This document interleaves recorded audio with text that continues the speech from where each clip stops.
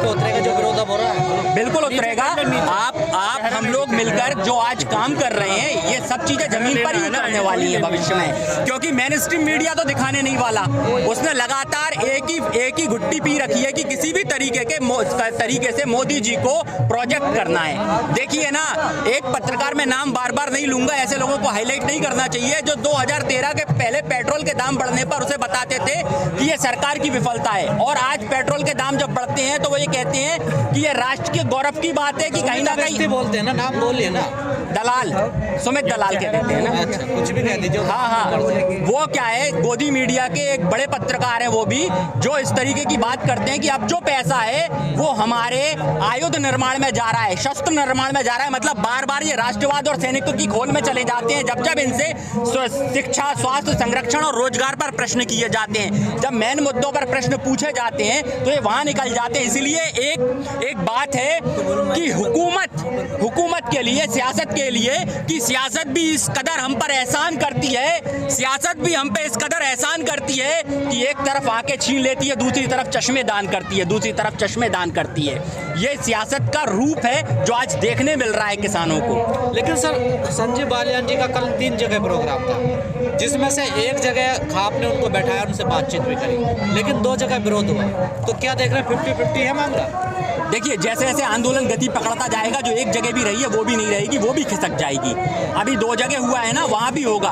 देखिए, पहले हम कहते थे पंजाब का भाव है, तीनों साथ हो जाए, क्या पता, ऐसा तो हो सकता है ना। अभी देखिए ना, मैं मध्य प्रदेश विदिशा से आता हूँ, जानकारी में है, मैं मध्य प्रदेश होके आया पिछले 10 दिनों से, जो वहाँ रहा तो मैंने देखा वहाँ भी धीरे धीरे लॉ पहुँचती जा रही है। पहले हम इसको सिर्फ पंजाब का आंदोलन बताते थे, अब ये आंदोलन पश्चिमी उत्तर प्रदेश पहुँच गया है। अब इनने कहा जाटों का आंदोलन, अब ये पूर्वी उत्तर प्रदेश भी पहुँच रहा है, बिहार भी पहुँच रहा है, मध्य प्रदेश भी पहुँच रहा है। ये धीरे धीरे जन आंदोलन बन चुका है, जो सरकार को नहीं कहाँ थकने वाले हैं। आजादी का आंदोलन तो 1857 में शुरू हुआ था और 1947 में खत्म हुआ था। आजादी से क्यों जोड़ देते हैं? ये कोई आजादी का आंदोलन?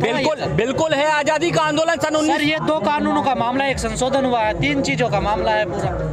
आजादी से भैया, आजादी इसलिए जोड़ना पड़ेगा, हमारा देश कृषि प्रधान है। अगर उस कृषि को गुलाम बनाया जाएगा कॉन्ट्रैक्ट फार्मिंग के जरिए, तो आप बताइए आवाज क्यों नहीं लगाई जाएगी? सन 1906-7 में अंग्रेज भी यही कानून लेकर आए थे, जिसका विरोध आजादी के नाम से ही शुरू हुआ था। जब हमें कृषि बिल से आजादी मिलेगी तभी तो हम खुद को आजाद समझेंगे। आज आप देख लीजिए ना, पूरी तरह व्यापार जगत क्यों इतना पीछे पड़ा हुआ है इसके, किसानी के? क्योंकि वर्ल्ड बैंक द्वारा इतना कर्जा ले लिया है मोदी जी ने पिछले 6 वर्षों में कि आज WTO के द्वारा भी ये चाहते हैं, IMF की निगरानी में, कि कृषि को गिरवी रख दिया जाए, और वो पूरा प्रयास कर रहे हैं इसमें अपना। बार बार मैं इस चीज को बता रहा हूँ, लोग कह रहे हैं इसमें काला क्या है, मैं बार बार बता चुका हूँ इसमें काला क्या है। काला ये है कि राज्य सरकार की ताकत थी जो केंद्र ने ले ली। ठेके पर तो कृषि अभी भी हो रही है ना, खेती ठेके पर अभी भी, तो तभी तो बात हो रही है कि ठेके पर कृषि हो रही थी, तो अब कानून लाने की क्या जरूरत थी? कानून तो व्यापारियों के लिए बनाया है, जिससे उन्हें लाभ मिलेगा इस कानून का। किसानों को लाभ नहीं मिलेगा? बिल्कुल नहीं मिलेगा किसानों को लाभ। जियो कंपनी आई है तो कंज्यूमर को नहीं मिला फायदा। भाई कंज्यूमर कितना है? कंज्यूमर 20-30% होता है, 70% तो किसानी है ना। आज 70% किसानी अगर डूब जाएगी, अगर उस अनाज को आप गोडाउनों में भर देंगे, फिर जमाखोरी हो जाएगी, तो महंगाई तो बढ़ेगी ना। नहीं सर, अगर जियो आता है तो कंपनी को फायदा हुआ और उनको ग्राहक को भी फायदा हुआ, दोनों को फायदा हुआ। मैं बता देता हूँ ना, इससे क्या फायदा हुआ? सरकार तो इससे कमजोर हुई ना। सरकारी विभाग BSNL तो ध्वस्त हो गया ना।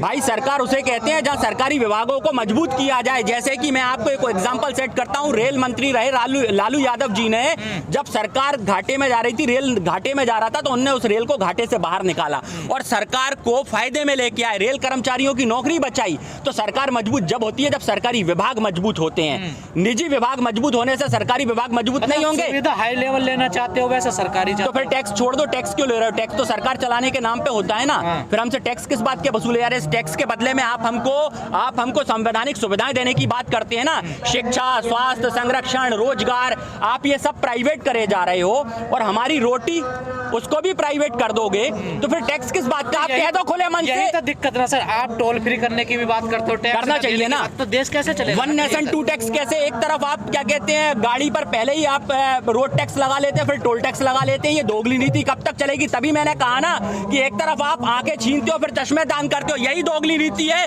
कि एक तरफ यही बीजेपी वाले सरकार वाले ये करते हैं कि नशा मुक्ति केंद्र खुलवाते हैं और दूसरी तरफ दारू के ठेके भी यही खुलवाते हैं।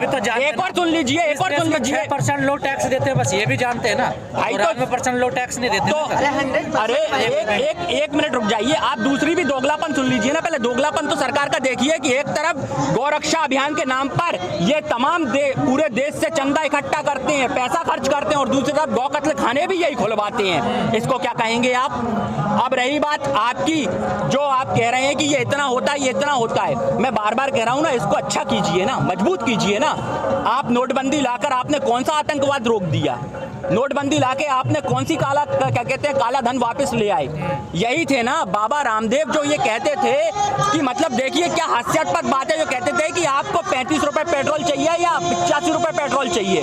आज कहाँ गए बाबा रामदेव? नहीं सर, आपको नहीं लग रहा सरकार वही कर रही है जो जनता डिमांड कर रही है?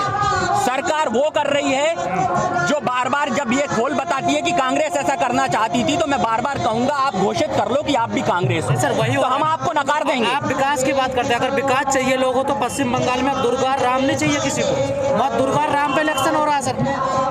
ये बताइए हमारा देश संविधान से चलता है और संविधान के अंदर जब बात धर्मनिरपेक्षता की आती है तो धर्म की बातें क्यों उठती हैं? धर्म की बात करना ही संविधान के खिलाफ है।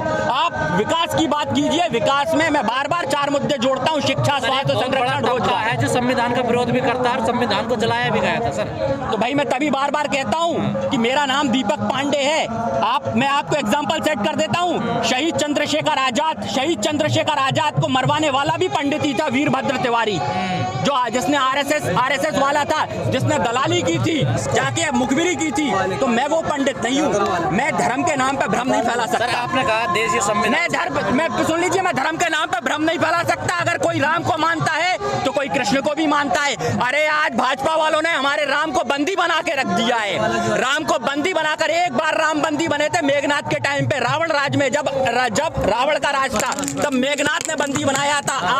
आज पता है आपको, बीजेपी वालों ने राम को बंदी बना लिया है और मेरे राम की बोलियां लग रही हैं। 1000 की पर्ची कटवाइए, 1 लाख की पर्ची कटवाइए, राम को बेचा जा रहा है। इसीलिए आगे निकल के आ रहा हूं बार बार कि ये धर्म के नाम पर जो भ्रम फैलाया ये पाखंड है। पाखंड और धर्म को समझना होगा। पानी का स्वरूप शीतल है, उसको समझना होगा। आप उसको जमाकर बर्फ जैसे बनाकर उसको मार नहीं सकते, वो तो किसी की प्यास बुझाता है। धर्म वही है। सर आपने अभी कहा कि मैं पांडे हूँ, ठीक है सर जी। कुछ ब्राह्मण समाज ने राजस्थान के ने राकेश टिकैत का पिंडदान किया। आप भी ब्राह्मण हैं, वो भी ब्राह्मण है, हाँ। कैसे देख रहे हो दोनों? बताया ना, 2 ब्राह्मण थे, एक देश के लिए कुर्बान हुआ और एक ने मुखबिरी कर देश की दलाली की और पंडित शहीद चंद्रशेखर आजाद को कुर्बान करवा दिया, मरवा दिया। तो वो दलाल है। बिल्कुल, मैं फिर कह रहा हूं, मेरे अंदर किसी दल्ले भड़वे ब्राह्मण का खून नहीं दौड़ता। पंडित शहीद चंद्रशेखर आजाद क्रांतिकारी का खून दौड़ता है और मैं क्रांतिकारी हूं। इसलिए भी कहूंगा क्योंकि पूर्व जन्म के संस्कार लेकर आदमी पैदा होता है। मैं पहले भी क्रांतिकारी था, आज भी क्रांतिकारी हूं, आगे भी क्रांतिकारी बनूंगा।